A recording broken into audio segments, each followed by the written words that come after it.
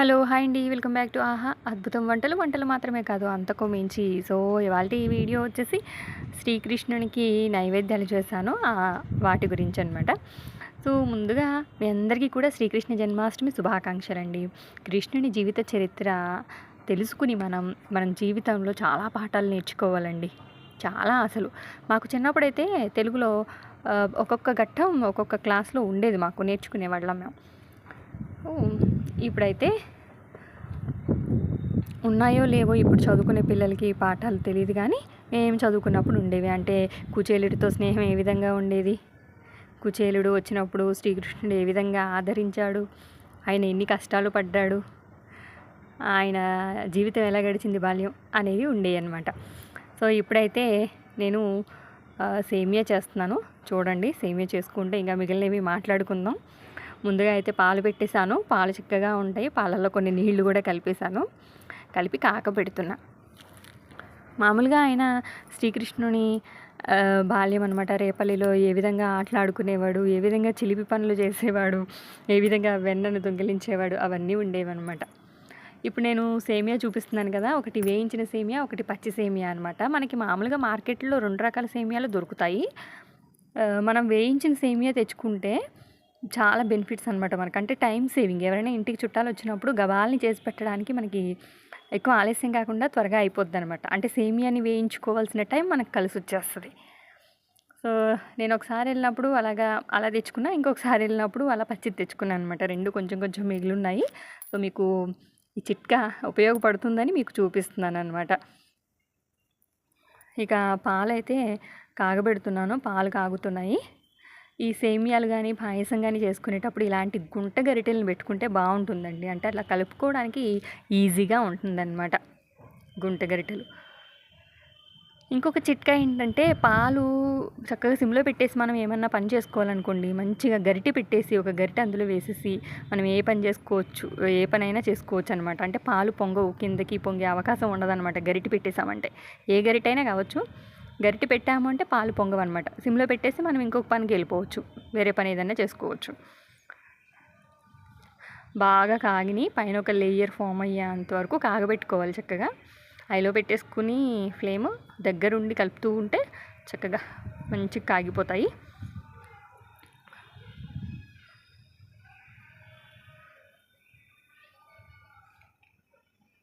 ఇప్పుడు ఇక ఇలాచీ వేస్తున్నాను. చక్కగా ఇలాచీలు పాలల్లో వియ్యగానే వస్తుంది చూడండి, స్మెల్ భలే ఉంటుందిలేండి.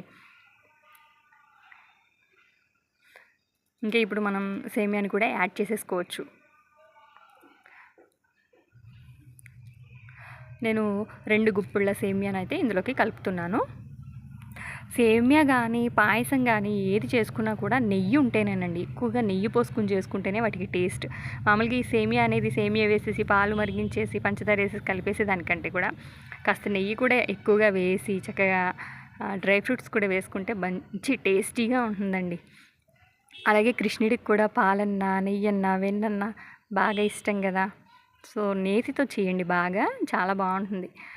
రుచికి తగ్గ పంచదార అయితే కలుపుతున్నాను ఇప్పుడు నేను. సేమియా ఉడికిన తర్వాత పంచదార కలిపి ఇంకాస్త ఆ పంచదార కరిగేంత వరకు స్టవ్ మీద పెట్టి ఉడకబెడతాను అనమాట.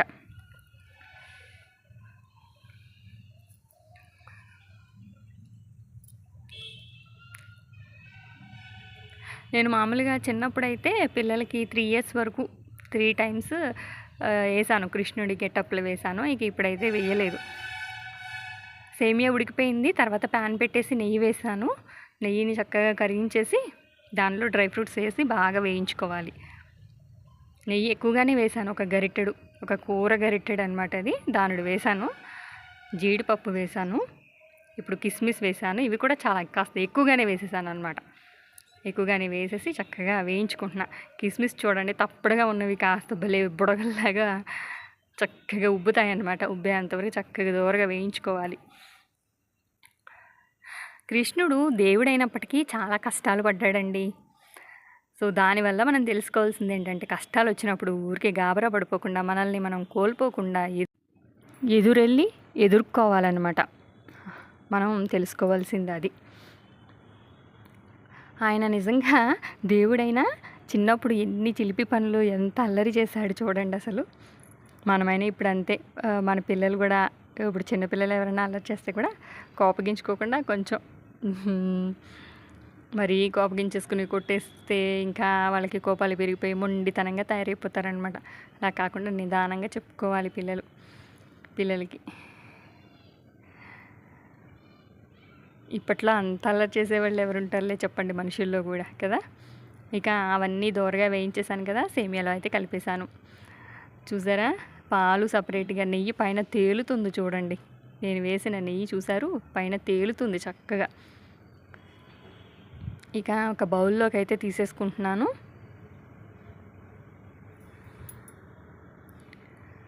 చక్కగా పాలుగా పైననేమో నెయ్యి చక్కగా తేలుతూ డ్రై ఫ్రూట్స్ తోటి చాలా అంటే చాలా టేస్టీగా ఉంటుందన్నమాట. చాలా బాగుంటుంది.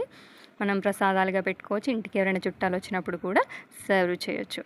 ఇక రెండో ప్రసాదం వచ్చేసి అటుకులు బెల్లం అనమాట. అటుకులు తీసుకున్నాను, బెల్లం తీసుకున్నాను. అవి వచ్చేసి పాలు. ఆ పాలల్లో కాస్త నెయ్యి కూడా కలిపాను. అంటే అటుకుల్ని ఉత్త పాలు పోసి బెల్లం వేసేదానికంటే కాస్త నెయ్యి కూడా తగిలిస్తే ఆ టేస్ట్ వేరుగా ఉంటుందిలేండి.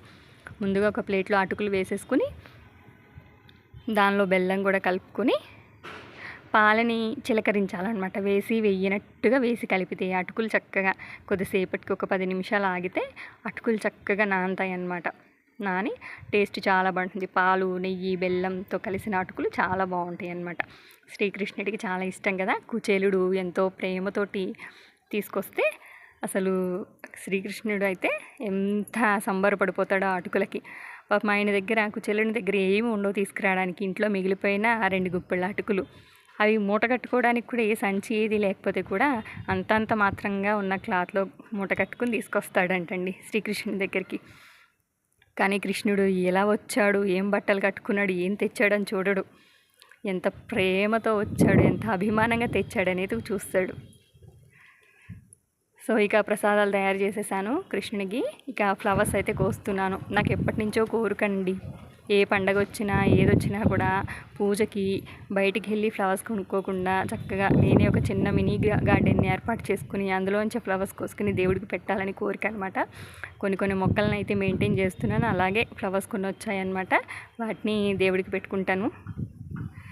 చూసారా, దేవుడికైతే పెట్టేసి ప్రసాదాలను కూడా నివేదించాను. సో అదండి ఇవాళ వీడియో అయితే. నచ్చిందా మీకు? నచ్చితే లైక్ చేయండి, షేర్ చేయండి. మన ఛానల్కి ముందుగా ఎవరైనా వచ్చినట్లయితే ప్లీజ్ సబ్స్క్రైబ్ చేసుకోండి. దీన్ని బట్టి మనం ఏమో తెలుసుకోవాలి అంటే, మన ఇంటికి ఎవరైనా వచ్చినప్పుడు ఏం తెచ్చారు, మన స్థాయికి తగ్గట్టుగా బట్టలు వేసుకుని వచ్చారా లేదా కాదు, వారు ఎంత అభిమానంతో ఏం తెచ్చినా కూడా ఎంత అభిమానంతో తెచ్చారు, మన పట్ల ఎంత ప్రేమను కలిగి ఉన్నారు అనేది మనం తెలుసుకోవాలన్నమాట కుచేలుని కథ ద్వారా. ఇవన్నీ మాకు చిన్నప్పుడు లెసన్స్ అన్నమాట. ఒక్కొక్క తరగతిలో ఒక్కొక్క ఘట్టం ఉండేది. మరి ఇప్పటి పిల్లలకి ఇలాంటి లెసన్స్ ఉంటున్నాయో లేదో తెలీదు. అదండి వాళ్ళ వీడియో.